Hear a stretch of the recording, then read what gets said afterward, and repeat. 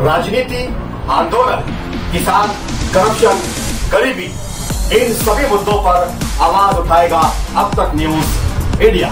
सत्ता के आगे जब भी सवाल कमजोर पड़ने लग जाए तो सवाल उठाने पड़ते हैं। बोल के लफ्ज आजाद है तेरे, बोल के सच जिंदा है अब तक। नाज़रीन, आइए एक बार फिर आपका स्वागत है अब तक न्यूज पर। मैं जाबिर शाह। नाज़रीन, हमने आपको इसके पहले एपिसोड 1 दिखाया था जिसमें मालेगांव शहर की एक नामवर शख्सियत इरफान सिद्दीकी सर, जो अतिक्रमण के सवाल पर अपनी लड़ाई जारी रखे हुए हैं। आज उसी के विषय पर हम एपिसोड 2 करने जा रहे हैं कि इस लड़ाई में उन्हें कितनी तकलीफ और परेशानियां उठानी पड़ी है। इस पर भी बात करने के लिए आज इरफान सिद्दीकी सर हमारे पास स्टूडियो में फिर से दोबारा एपिसोड 2 के लिए हाजिर हुए हैं। पहले के एपिसोड में आधी जानकारियां हमने आप तक पहुंचाई थी। अब इस एपिसोड में हम और भी बाकी जानकारी आप तक पहुंचाएंगे और सुनेंगे कि क्या है इस पूरे अतिक्रमण के लिए लड़ने की वो कहानी जिसमें उठानी पड़ी है इरफान सिद्दीकी को बहुत सारी परेशानी।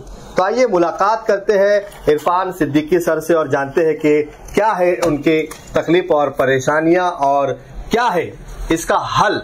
उसके लिए भी आज चर्चा करेंगे कि कितनी तकलीफ और परेशानियों से निपटने के बाद आज इरफान सिद्दीकी यहाँ इस बात को आप लोगों के सामने शेयर करने के लिए, आप तक पहुँचाने के लिए। वैसे वो कभी आज तक किसी भी चैनल पर इंटरव्यू नहीं दिया है। ये हमारे लिए बड़ी बात है कि आज दूसरा इंटरव्यू हमारे अब तक न्यूज के स्टूडियो में इरफान सिद्दीकी सर का यहाँ हो रहा है। स्वागत है सर, इस्तकबाल है आपका अब तक न्यूज पर। जी शुक्रिया जाबिर शाह साहब, आपका बहुत बहुत शुक्रिया। पहला एपिसोड हमने आपका दर्शकों तक पहुंचाया था। पहुंचाया आपने, आपका बहुत बहुत शुक्रिया। और मैंने जैसा कि कहा, अभी आज शुरू में ही कह दे रहा हूँ कि आपको जो हक गोई और बेबाकी से जो आप पेश करते हैं, इतने मेहनत करते हैं, किस तरह आपने इस गुलशन को सजाया है मैं जानता हूँ। तो मैं चाहूँगा कि आज पहले ही बोल दूं कि जाबिर शाह साहब जैसे बेबाक और दबंग पत्रकार जो हैं, इनको इनका हक दीजिए। इनके चैनल अब तक न्यूज़ सब्सक्राइब कीजिए, शेयर कीजिए, लाइक कीजिए। इनको कम से कम आज तक जिस तरह मेहनत करते हैं 1 से 1.5 लाख इनके सब्सक्राइबर रहना चाहिए। ठीक है, बहुत शुक्रिया सिद्दीकी साहब से। शुरू करते हैं एपिसोड 2 की। पहला सवाल कि आपने बताया कि मुझे कितनी तकलीफ और परेशानियां उठाई, मुझ पर हमला हुआ, मुझे मारा गया, मेरी जान को खतरा। आज और कौन कौन सी तकलीफें आपको उठानी पड़ी थी इस अतिक्रमण और की लड़ाई पर, वो आप दर्शकों को दिखाइए, बताइए उन्हें। जी देखिए, तो मैंने जैसा कि आपको बताया कि शहर का बहुत बड़ा मसला है अतिक्रमण का। कुछ लोगों का ऐसा कहना है, एक शख्स ने कमेंट में कहा कि ये कोई जाति रंजिश दिख रही है, जबकि अगर जाति रंजिश है, जैसा कि मैंने कहा कि मुझे तो हाईकोर्ट जाना है ये अतिक्रमण के लिए, क्योंकि वहाँ बहुत तकलीफ है। राहगीरों को नमाज पढ़ने वाले जनाजा के लिए नमाज यानी जनाजा ले जाने वालों के लिए, स्कूल के बच्चों के लिए, प्राइमरी के औरतों को, खवातीन को बहुत ज्यादा तकलीफ है। और यही एक नहीं है, ये अभी शुरुआत होने वाली है। तो ये मेरे पास तमाम कागजात हैं, मेरी पूरी फाइल है। ये मैंने आपको पहले ही बताया था। दूसरी बात और भी कहा था कि हो सकता है, ये दोबारा कह रहा हूँ जी, हो सकता है कि मैं इस लड़ाई में मेरा मर्डर हो जाए या सुपारी दी जाए या मेरा इनकाउंटर किया जाए, किसी को लगाकर मेरी जान को खत्म किया जाए। ये मैंने कहा था, अभी दोबारा अंदर रिकॉर्ड बोल रहा हूँ। आपको कभी धमकी दी गई है क्या? हाँ, बहुत कई बार धमकी दी गई। गुंडों के फोन आते रहते हैं अक्सर। अच्छा, उसके नंबर भी हैं। हमारे DSP साहब जो हैं, तकबीर सिंह साहब, I have listened that he is a very honest officer. और हमारे माननीय श्री अंकित भारती साहब, जिनसे मुझे बहुत उम्मीद है, थोड़ी नहीं बहुत उम्मीद है कि ये करेंगे जरूर। तो दूसरे नासिक के जो DIG वो भी सुन लें, क्योंकि ये लोग मेरा जीना दोबार करके रखा है इन लोगों ने। अच्छा, हाँ, जैसे सिर्फ इसलिए कि आप अतिक्रमण के खिलाफ है। हाँ, और इनका रिकॉर्ड बहुत खराब है। इनके रिकॉर्ड भी ले जाकर दूंगा मैं। अच्छा, इनके जो रिकॉर्ड है ना पुराने, ये सब ले जाकर वहाँ मैं दूंगा। अच्छा, ये जो अतिक्रमण की जो ये लड़ाई है, हाँ, इस लड़ाई में आपको कब किसने और कैसे धमकियां दी या आप पर कोई हमले की साजिश वगैरह कुछ? देखिए, मैं नयापुरे में किराए से रह रहा था ना जी, तो वहाँ पर कुछ मामूली आदमी नहीं है वो, उनको बोला गया कि इसको निकालो। अच्छा, आप बता देना, मैंने तेरे का आपको एक ऑडियो सुनाऊंगा, वो ऑडियो आप दर्शकों को अच्छी तरह सुना देना। हाँ, तो वो कोई मामूली आदमी नहीं है, वो मस्जिद के इमाम है, वो जो जिनकी आवाज है मस्जिद के इमाम है वो। अच्छा, वहीं उनके वहाँ किराए से रह रहा था। आप देखियो कितना डर कर बात कर रहे हैं। अच्छा, इनसे लड़ाई, ये मतलब लोगों पर हमला करते हैं जानलेवा, तो इतना डर कर। निजाम बखार वाला के रिश्तेदार है, निजाम बखार वाला के, लेकिन आप देखिए मस्जिद के इमाम है।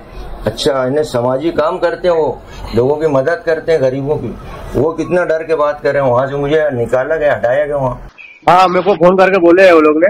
तुमको फोन करके कौन कौन बोला? नाम नहीं मालूम कौन था सामने, मगर बिल्कुल फैमिली कोई आदमी था। हाँ, क्या बोल रहा था कि उससे खाली कराओ? हाँ, खाली करा, बोले कुछ हुई तुमको तकलीफ ना हो जाए, बोले भैया भाई। कुछ ये बोले तो मतलब कुछ ये मतलब नहीं मालूम क्या होगा। और मैंने मर्डर कर डालेंगे, ये झगड़ा होगा तो तुमको तुम्हारे ऊपर आएगा, ऐसा बोला। खाली करो। वो कैसा है, मेरे घर के पास गर्दी उर्दी लगे, कुछ झगड़ा फसाद हुआ तो तुमको बोले यार लोग कैसे तुम इज्जतदार के साथ, तुम्हारा कोई तकलीफ ना हो, बोले ऐसा। नहीं पहचानता नहीं, फोन पे थोड़ी दिख रहा कौन है सामने। अभी तुम थोड़ी देर पहले बोले ना, आया जुकू मेरे साले का दोस्त है, उसको बोला।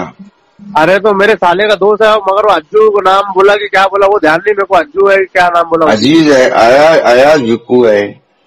हाँ, सामने वाला कौन था वो नहीं मालूम मेरे को। नाम मेरा साला बोले लो जुक्कू फैमिली वाला बात करेगा, मगर नाम मेरे को ध्यान नहीं। मैं गाड़ी में और मैं इस्तेमा में था बैठा। अच्छा, जब फोन आया ढूंढ रहे। तो एक बात पूछना था, ये बोल रहा था कि वो सामने भिक्कू फैमिली वाले को आपको फोन आया था क्या धमकी का कि खाली करा दो? हाँ, फोन आया था मेरे को। कौन फोन किया था? कौन फोन? अज्जू भिक्कू फोन किया था? यानी मेरा साला फोन करा था मेरे को। बाद में मेरे साले का नंबर थी, उसने बात करा। क्या बोले? तो तुम्हारा साला क्यों फोन किया था ऐसा? अज्जू भिक्कू और वो दोस्त लोग है। अच्छा, उसके अलावा दूसरी एक और बात याद आ रही होगी। इससे कबल हम लोग ना मड्डे पर थे। मड्डे पर जो थे वहाँ पर हम लोग खाना खा रहे थे जी। तो मेरा ऐसा ख्याल है कि मुझ पर कातिलाना हमला या तो जानलेवा हमला करने के लिए ये लोग ना 2:30 बजे रात को मड्डे के होटल पर, हम लोग कितने लोग थे मैं आपको बताता हूँ। देखिए, आरिफ भाई मेमन मसीहा मेडिकल वाले जी, दूसरे अल्ताफ हुसैन बाबू भाई यूनिवर्सल गार्ड प्रेस वाले, तीसरे इम्तियाज गांधी जो कि मशहूर और मारूफ सोशल वर्कर है जी, चौथे अल्फला बुक डिपो के जिलानी हाजी साहब थे। हम लोग खाना खा रहे थे, ये रात को 2:30 बजे मेरे ऊपर हमला करने के लिए या क्या उनकी क्या साजिश थी, उसके लिए मेरा पीछा कर रहे थे ये। तो आप बोल, हाँ, आपने कोई पुलिस कंप्लेन वगैरह? जी, मैंने पुलिस कंप्लेन की है। ये है पुलिस कंप्लेन की है मैंने। पुलिस कंप्लेन है मेरे पास। कोई कार्रवाई? हाँ, उस वक्त के एसपी उस वक्त जी उनको और इधर उधर का सब लिखा हुआ है। अच्छा, जिसको सबूत चाहिए मेरे पास आ जाए, नहीं तो अब तक न्यूज चैनल पर आ जाए जी। ठीक है, कोई बात नहीं, okay, I am ready to face him. और उनको ऊपर मतलब फिर बुलाना हुआ उनका वहाँ पर। अच्छा, ये अपने आजाद नगर पुलिस स्टेशन। अच्छा, लेकिन उसके बाद भी इनका कुछ न कुछ शुरू रहता है। अच्छा, ये जरा अच्छी बात नहीं है। अगर वो लोग समझते होंगे ऐसा कि मैं पीछे हट जाऊंगा, हाँ, तो ये उनकी नासमझी है। अतिक्रमण के खिलाफ आपकी लड़ाई जारी रहेगी और इंशाअल्लाह ताला। देखिए, कानून के मुताबिक जो है ना, ये 2008 दोबारा बोल रहा हूँ, 2008 में इनके ऊपर 52-53 की नोटिस लगी जी। इन्हें तोड़ डालो नहीं तो हम आएंगे, तो हमारा खर्चा समेत। फिर 2013 रिपीट कर रहा हूँ, हाँ, कुछ नहीं हुआ। 2021 में कुछ नहीं हुआ। ये लोग पुलिस केस बना के तो प्रेशर पॉलिटिक्स से पॉलिटिशियन का प्रेशर आता है जी, और उसको वैसी लिपापोती करके निकल जाते हैं। अच्छा, अब मैं वकीलों से मशवरा लिया तो इनका कहना है कि हाईकोर्ट जो है वो अतिक्रमण के सख्त मुखालिफ है। और मैं दोबारा बोल रहा हूँ, गली नंबर 1 नयापुरा में भी मैं करने वाला हूँ, और ये इसके लिए हाईकोर्ट में पिटीशन दाखिल करनी, PIL दाखिल करना पड़ेगी, तभी टूटेगा ही। और इंशाअल्लाह ताला ज्यादा दम नहीं है, सिर्फ 2-3 केस में टूटने का ऑर्डर है। यार, मालेगांव की तारीख में पहली बार ये दुकानें 12 टूटेंगी, बेसमेंट के कारखाने टूटेंगे और ग्राउंड फ्लोर के कारखाने टूटेंगे। ये इतना कहना था आपको। इंशाल्लाह फिर बाकी जो बातें, जरा सामने वाले भी तो आए, कुछ बोले तो सही आकर।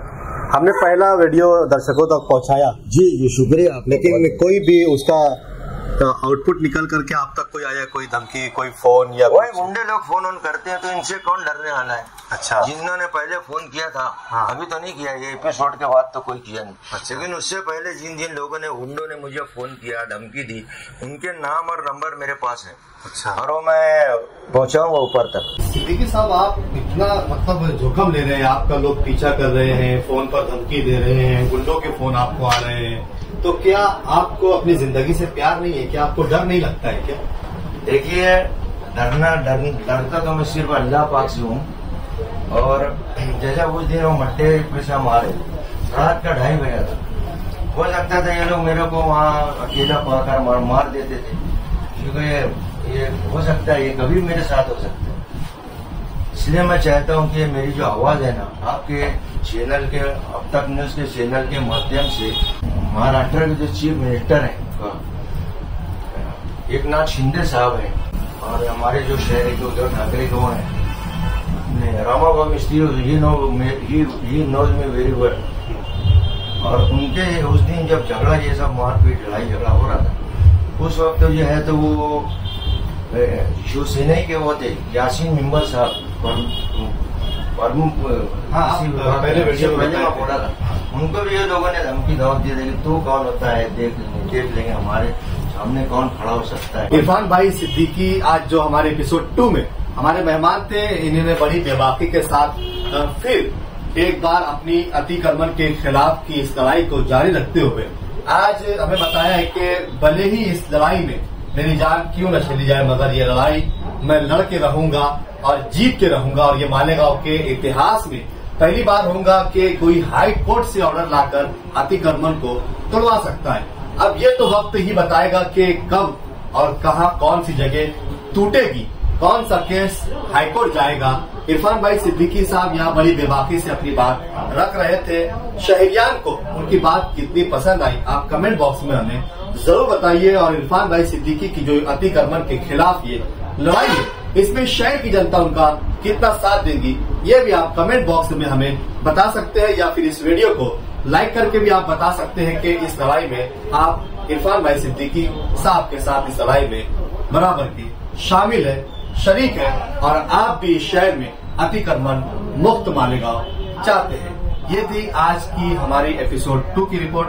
फिर मुलाकात करेंगे किसी नए सवाल के साथ, नए मुद्दों पर। तब तक के लिए शब्बा खैर, शुभ रात्रि, जय हिंद, जय महाराष्ट्र जी।